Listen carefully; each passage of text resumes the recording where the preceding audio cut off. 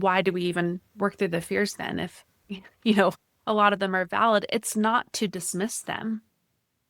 It's to let these fears inform the wise actions you want to take from here in ways that you can look back and be proud of how you met them.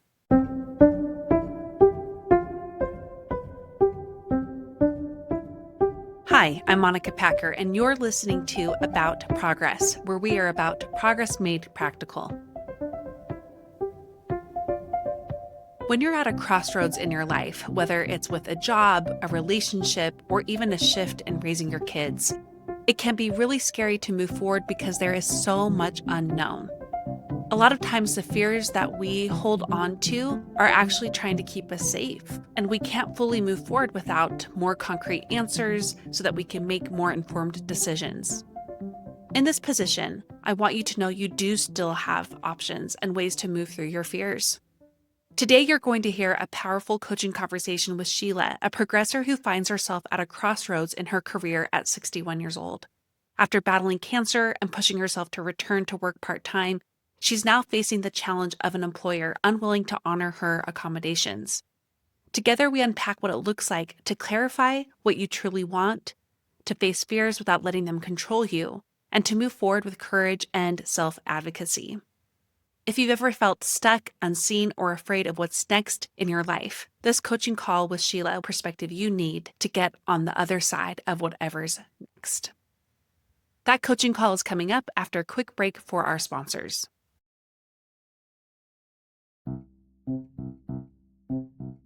Just because your neck and arms might be more covered this fall doesn't mean you should pretend they don't exist. Your skin still needs love, especially your neck, and why not your arms? That's exactly why Go Pure created the Neck and Arm Cream Bundle, a powerhouse duo designed to visibly firm, smooth, and restore the look of sagging, crepey skin where it matters most. I think a lot of us have some kind of drawer full of barely used products. These creams will not be one of them. I can speak from personal experience because my first jar of the Tighten and Lift Neck Cream is one of my few empties, meaning a jar that's totally empty. I recently went on to gopure.com to replace it using my own code, and instead of just getting that jar, I went and got the Neck Cream and Arm Cream Duo, because for a limited time, it's 57% off that bundle. GoPure isn't just about transforming the skin on these areas. They have a full line of science-backed skin and body care to tighten, lift, and smooth skin from head to toe without the harsh chemicals or hefty price. GoPure over-delivers on value with over 100,000 real women with real results. Right now, GoPure has a crazy deal. For a limited time, you can get 57% off the Tighten and Lift Neck Cream and Sculpt and Tone Arm Cream Bundle. You can also get 25% off all other products by using code PROGRESS at gopure.com. So head to gopure.com and use code PROGRESS for a huge discount. And after you buy, do us a favor. When they ask where you heard about GoPure, tell them it was from our show. I have really exciting news on the book front. A quick catch up if you haven't heard, I have been writing a book on gentle, flexible habit formation for women this year. And I am so lucky to have gotten a literary agent and now a book deal, which means I can officially tell you the book is called Happy Habits, and it will be released hopefully in the fall of 2026. And this is where I need you.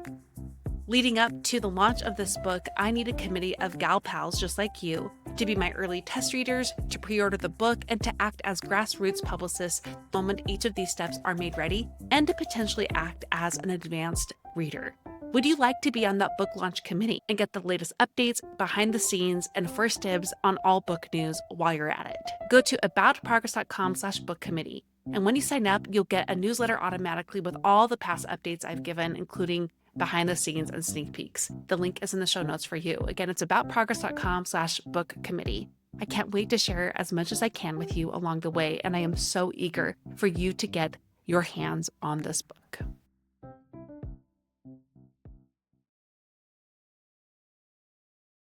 Sheila, thank you so much for being willing to do this coaching call with me today. It's good to have you here. Thank you. You're welcome. I'm excited. So we've been talking a lot off this call about where you're at with your job situation, which is pretty tricky. You're at a crossroads and you're feeling stuck.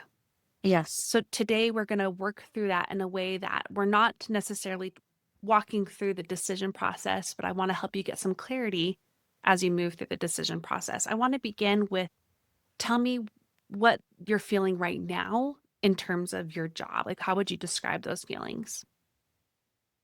Frustrated, honestly, Okay. very disappointed that after working in this particular position for nearly 5 years, that this issue has surfaced without any prior discussions with my supervisor. And when I had a meeting a couple of weeks ago with his acting supervisor and also another coordinator, I asked for specific examples and they could not provide me with any specific examples Hmm. for their reason to deny Yeah. my current part-time status. I think it may be So, helpful to set up a little bit more. And again, I know this, but we're going to do it in a way that's still kind of, protective of where you're at and, of your job too. But are you comfortable sharing, like you work on a part-time basis right now as an yes, accommodation yes, as you recover from cancer? yes, Correct. And you're worried your job is on the line with their refusal to accommodate and their demand to have you return to work full time. Is that correct? correct. Okay. And in person. And I have a doctor's letter stating that he's Yeah. requested that, and legally, I have contacted an attorney and I can file with the Civil Rights Office. However, I was hoping to resolve this Yeah. without the fear of retaliation. Oh, yeah. And all the So, work and the turmoil that goes into that for you as yes, well. yes, I have spent a number of hours on my own time outside of work contacting supervisors, trying to defend myself, really, which I don't Mhm. feel like I should have to when I have a valid doctor's letter. And And done good work too. right, Yeah. my And have a history performance of good work. reviews have always been excellent. Hmm. And those that I've contacted had never been contacted about this before. So I really doubt their claims of being actively engaged in an interactive process to determine their reasons for not being able to continue my reasonable accommodation. I I don't feel that their statements were valid or supported, and they couldn't support those in any way when we met, which is alarming to me. Yeah. I mean, alarming is the right word. I think also the words you use of frustrated and disappointed and being in this place in your life and your career where it can feel like you are stuck and in some way starting over or not wanting to, but maybe you need to consider that. And I'm going to acknowledge that there are so many moving parts of what's to come for you that we can't take care of right now because we Yeah. don't know what those next things are. But what I do believe we can help you with is to get some clarity and some inner strength to ground you as you move through making decisions with your current workplace or trying to explore some other opportunities. There are two big categories I think I can help you explore. And the first is what you want, and the second is what you were afraid of, because those are the two blocks to us making decisions that will feel in alignment. Because it's kind of scary to consider both, to be honest. When I say, what do you want? You may not think that the first reaction to that for many women would be fear, but it often is. And same thing with fears. What are you afraid of? Well, they're afraid for a right reason. So let's start with, what do you want? When I ask you that question, are there any answers that immediately rise up to the top? And if not, that's okay too, and we'll talk through it. Yes, I really would like, because I must continue working, Mhm. I really would like to feel fulfilled, to feel like I am doing something that I enjoy, because right now I don't feel that sense of fulfillment. And I also certainly don't feel appreciated based on their response, the department's response to my reasonable accommodation. Mhm. So I would like those 2 things, and I would like to honestly continue working part-time because Okay. although I'm still in treatment, I do have to receive antibody infusions based on my, levels, which can vary from month to month. There are side effects from those infusions. It's unpleasant. I may have to have those I read an article recently about a man who went through the same type of treatment that I received, and he's required to have those infusions for the rest of his life. Okay. So, So that could be a long road for you too. yes, Okay. right. And my energy levels, I'm as hard as I've pushed myself, I'm not the same person I was before in terms Yeah. of energy. And I think that that's something that's been really difficult for me to come to terms with and acknowledge. And I'm still in the process of trying to give myself grace Mm, and trying to choose to focus on, look how far I've come rather than measuring it against a standard that isn't probably realistic for me at this point in my recovery. okay. So I have you want to continue working. You want and need to continue to work. You want to find a meaningful work that helps you feel more fulfilled. Yes, You want to feel appreciated. You want to work part time. So we're getting a mix of deep and practical sides to this. And I would say you want to feel accepted and not just appreciated. I think you want to be accepted by your workplace for the good work you do and also accepted for where you're at right now with your health and to accept yourself better in the process too, which it sounds like you've already been working on, which is so good and so hard at the same time. it Okay. definitely has been hard. It's Yeah. very true. So we're going to use what you just answered. And I'm really proud of you that you were able to answer that, by the way. You were able to acknowledge this is what I want.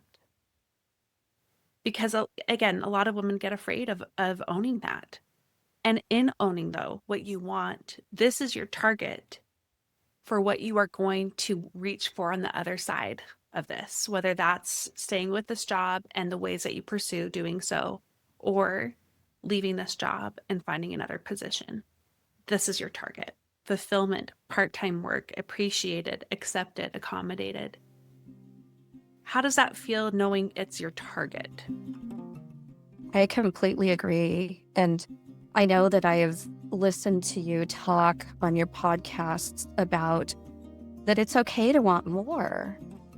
And I feel like I'm at a place in my life where I've really honed in and looked at my priorities and what I want and what I value. And although it's necessary for me to continue working, I don't want to just sacrifice my own desires Okay. to just push through the next 4 to 5 years.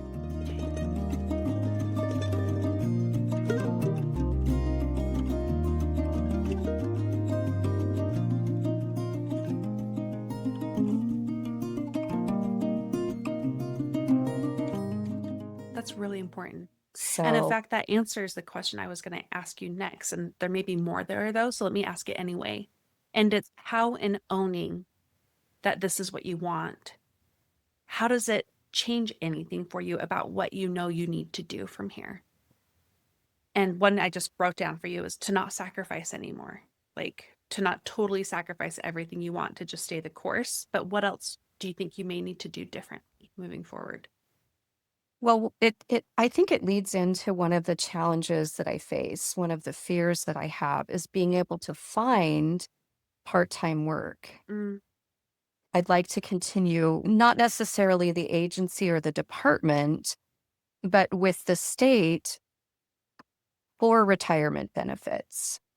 okay. So, and to be honest, finding part-time work is incredibly difficult. Most Yeah. positions that are posted are full-time positions. I've been on hiring panels, I've done interviewing, I've worked alongside our HR people as a personnel liaison. I've had that role as well, and I know that many of the positions, it's again, it's very, very difficult to find part-time work. Okay. So That that is fear that I have. okay. Well, Uh, let's stick with the blocks then, with the fears for a moment, if that's okay. Let's stick with those fear blocks. One is the fear of can I find part-time work? Or what if I don't find part-time work? Or how would you word that fear? what are my options? I know what I want, Yeah. but what are my options to help me achieve what I want in terms of a flexible schedule and having this work-life balance? So what if I don't have options? Yes. Or what if I can't find the option that matches what I want and what I feel like I need? Mm-hmm. Okay. What are other fears that come up? Certainly, ageism comes into play. Mm-hmm. I know that having served on interview panels, although age discrimination is against the law, Yeah. it does definitely come into play. And just the fear that perhaps I am not as tech savvy as some of younger potential job candidates might be. I do have my bachelor's degree. Again, I've been working in this position for almost 5 years, and I had nearly 4.5 years with the previous agency that I worked for. So I'm certainly not new, Yeah. and I've promoted in this role, but Mm. I think the fear of ageism, Yeah. discrimination, I feel like I've already felt that with my reasonable accommodation being threatened at this time. Okay. So the fear of not finding a good match, that match, Yes. Yes. fear of not finding a Mm. good match that meets your wants and your needs, a fear of being judged for your age or your tech savviness, a fear of being discriminated against. I'd also say a fear of not being seen or understood. Yes, definitely. That's, under well, all of those, honestly, which is so understandable. Right. So And I the, have been looking. I've been, uh-huh, on LinkedIn, I've been looking at other positions, but a lot of the part-time work are at significant decreases, which mhm, again, I'm only working part-time. So I don't feel like I can really afford, nor do I want to have to go backwards at this point in my life or my career. mhm, I feel like I've worked too hard to settle for less. okay. So what if I settle? Is another fear, or I have to settle. Right. That I'll be forced to choose something. Hmm. And the truth is, and this is the hard truth, is we can't answer those questions yet. Some of Right. these fears could be realized. A lot of this is out of your control, which is so hard to face. You can't control how someone on the other side of the table interviewing you is going to judge you, Right. or the opportunities that are out there. You can't control that. So then comes a question, why do we even work through the fears then? If, you know, a lot of them are valid, it's not to dismiss them. It's to let these fears inform the wise actions you want to take from here in ways that you can look back and be proud of how you met them. So, how could you meet these fears from a place of wisdom and of courage and of truth? Meaning, we're not just going to dismiss things or say that's not going to happen, but how can you meet these in a way that you can ultimately be proud of? I've used LinkedIn. I have that available through my employment. So I've been able to take classes, and I Right. recently took a class on ageism. And I think facing my fears helps me to better prepare for facing Mm-hmm. these obstacles, to be able to overcome, not that someone would blatantly And obviously, bring out my age, for example, in an interview panel, but being able to speak to the experience that I've gained previously, I think would be helpful. And more mature workers they're established. They have strong work ethics. There are many positives that I feel like I would speak to in order to overcome what could potentially be an obstacle, perhaps mm-hmm. in an interviewer's mind. So what you're doing right here is you're shaping out what we just talked about. So much of those fears, like we said, are valid in terms of we don't know. We can't dismiss them, but they can inform what you can do. And from here, I'm hearing you say, I can prepare. I can prepare for someone judging me. I can prepare for it being difficult to find a job that matches my needs and my wants. And I can do that by owning my strengths, the strengths I bring to this table as being someone who's not 21 and starting a job there. So, what are those? Like, knowing what those are can be part of my preparation, knowing how to talk about them in an interview format, knowing how to put it in a resume. Sounds like a really important thing.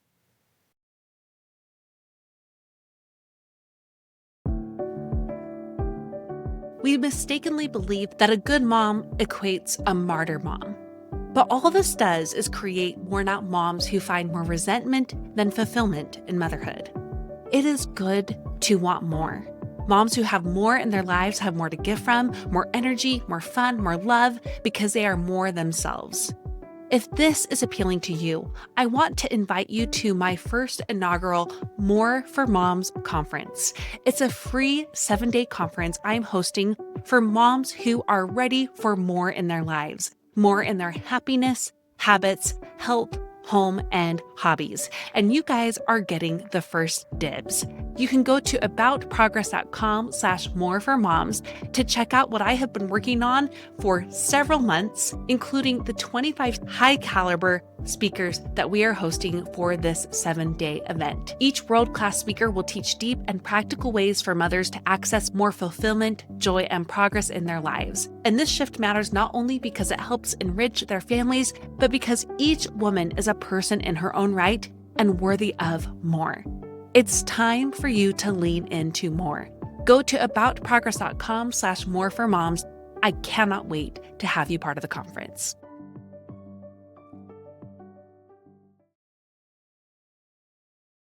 How else do you think you can prepare? I have researched, I know that there are a couple of upcoming job fairs that I Okay. plan on attending. My minor is in public health, and Yeah. I love teaching. So I'm going to be looking at uh, positions in social services for community outreach, for example. Okay. So, So you can go to job conferences. yes, You can have an open mind about doing something different. yes. And I think Okay. I'm ready. Honestly, I feel ready to do Okay. something different. And although it might feel somewhat scary and intimidating, I also know that I feel really passionate about children's health, for example, and children's Mm, literacy and mental health, access to mental health services. Those are things that I explored through my studies with public health for when I was going and getting my bachelor's degree. hmm. So I would like to, there are two job fairs, one through the Department of Public Health that's coming up, Oh, one fantastic. through social services. And I Okay. actually scheduled an appointment in a week and a half to talk with an employment specialist through social services. So I'm hoping to get some career guidance in that Okay. area, which I think would be really helpful Okay. to help me not feel so afraid and to maybe speak to my strengths more. Okay. This is fantastic because what I'm experiencing on my side of this is a shift. Like I feel almost a shift. Like in owning your wants and stating your fears, now you're able to move into a place of ownership of what you actually can control and what you can do in the face of so much unknown here. And so let's kind of recap a bit. For you that means preparing. It means owning your strengths and figuring out how to share them from resume to interview to make you more attractive to certain jobs you want. It means going to job fairs. It means going to I can't read my own handwriting. Career guides. Guides, is that what you said? Yes. Mhm. Career guides, it means talking to people, it means exploring, it means like you are in this place almost of possibility more than fear.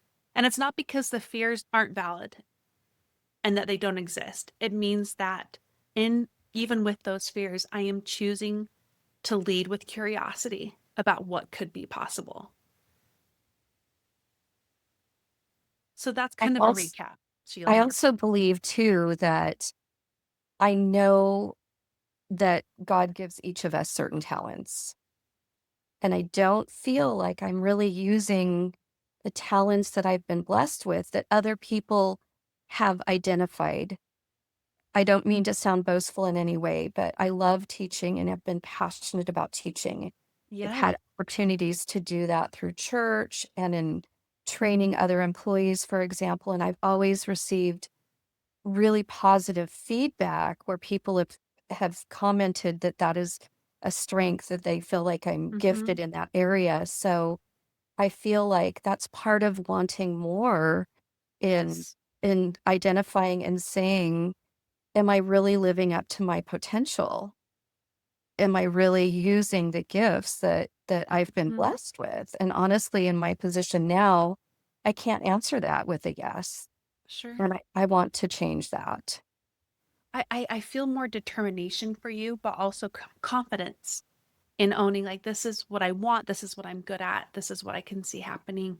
I would definitely follow that thread of teaching, whether or not you actually become a teacher in some format. That's a skill set that you can follow with what you're looking for. So, as we said at the beginning, we can't solve the problem yet. But Right. what we can do is give you the clarity and the confidence and the courage, I would say, on how to move forward with what you can control. I'm just going to give you a couple of questions that I want you to hold on to as you move through this process too. Whenever you finish an interview or you talk to someone at a job fair and you walk away from that conversation, or you get off LinkedIn after a search, I want you to ask these kinds of questions. And it's, am I doing what I can? Can I be proud of myself? And what can I control in this situation? And sometimes the answer is I can control remaining curious, or I can control the determination I know inside me that there is more there and it's time to honor that. Or I can control giving myself a break right now and resting from that disappointment. Or I can let myself get excited about an option I'm ready to pursue or a conversation that went really well. Can you picture yourself doing that? Now that you've suggested asking those questions, I will use those, but could I, before this conversation, have pictured myself reframing it in a positive way? I probably would have maybe walked away from an interview or a job fair and maybe felt discouraged, like perhaps that didn't go well. So now choosing to ask those questions, I think will be helpful. To me, it's more of an and. I think you're allowed to feel the other things too. But to make space for the and here, I think is what is going to help you ultimately move through this time in a way where you can be proud of yourself, Right. where you can own, I am doing what I can. And for that, I can rest a little easier. Yes.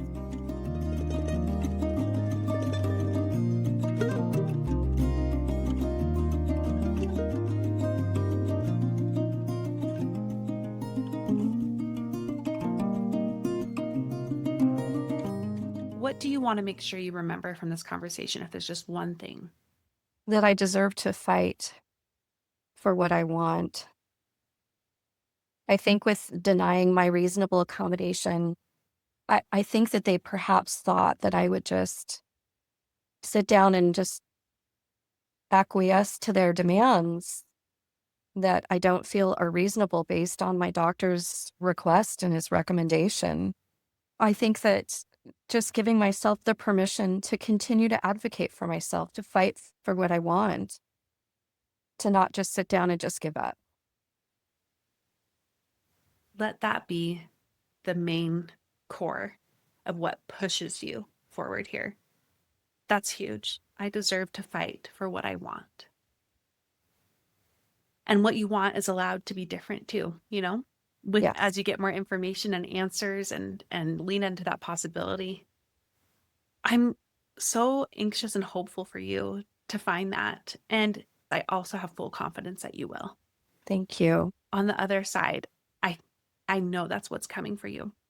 I spoke with my therapist yesterday, and she's followed this process. Mhm. And she complimented me yesterday and said, I think you're handling this really well. And I was honestly shocked and said, well, I'm surprised because if you'd been at my house yesterday during my workday when I went in and talked to my husband and was in tears saying, I don't want to do this anymore. I can't do this anymore. And she said, yes, you're going to have those moments, but Yeah. you're facing it, you're getting through it. And so that to me was really affirming and validating that maybe I am handling this better than I was certainly a month ago when I got the email. And Yeah. This is where, Sheila, we're going to go back to those questions. Am I doing what I can? Can I be proud of myself and what I've done? Can I be confident in what I have done and what I can control? And if you can answer those questions in a way that makes you feel like yes, then that's all you need to really know at the end of the day. And yes, more things will come and more things will need to be taken care of. But this is the core that's going to move you through it. I'm so appreciative that you'd be willing to share, and you need to keep us updated on how things go for you. Please do. and I hope that other women can also somehow find the courage to fight for what they want. That it really is okay. And I've learned so much that life is about being flexible, whether it's with our jobs, our health, things change, and it's okay to reassess what we need and what we want, and to be our own best advocate. There's no better words to end on than that. Thank you, Sheila. Thank you so much, Monica. Have a wonderful day, and know that I appreciate you so much. Same to you.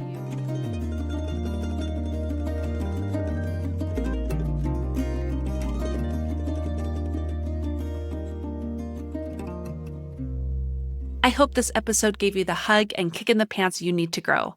I'll now share the progress pointers. These are the notes I took so you don't have to. And those on my newsletter get them in a graphic form each week. You can sign up at aboutprogress.com/newsletter. And the progress pointers I share here on the podcast are a shortened version of what you will get in the graphic form. When you are facing a crossroads, 1, own what you want. 2, acknowledge your fears instead of suppressing them. 3, focus on what you can control. 4, lead with your strengths. And 5, advocate for yourself. Again, the longer version is there for you on the newsletter at aboutprogress.com/newsletter. We recorded this quite recently, so I don't have an update for you on Sheila, but I'm really proud of her and her courage in being able to talk about something so tricky as she is navigating the next steps in her career and in her life. This podcast is listener supported. Members of the Supporters Club make my work with About Progress free and available to all.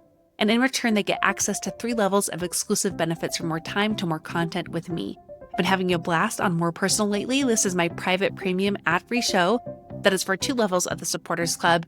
We are soon going to air a marriage movie club with Brad and I on Pride and Prejudice because I'm about to go on my own Pride and Prejudice pilgrimage to England, and that is a real thing, and I cannot wait. So make sure you listen in and sign up for the Supporters Club at aboutprogress.com/support. You can always support the show for free. The best way to do that right now is to leave a rating and review on Apple Podcasts. And in doing so, you automatically qualify for my yearly giveaway that I do each fall. And since it's a giveaway that I do on a rolling basis, you're way more likely to win something if you put in a review now. Thank you so much for listening. Now go and do something with what you learned today.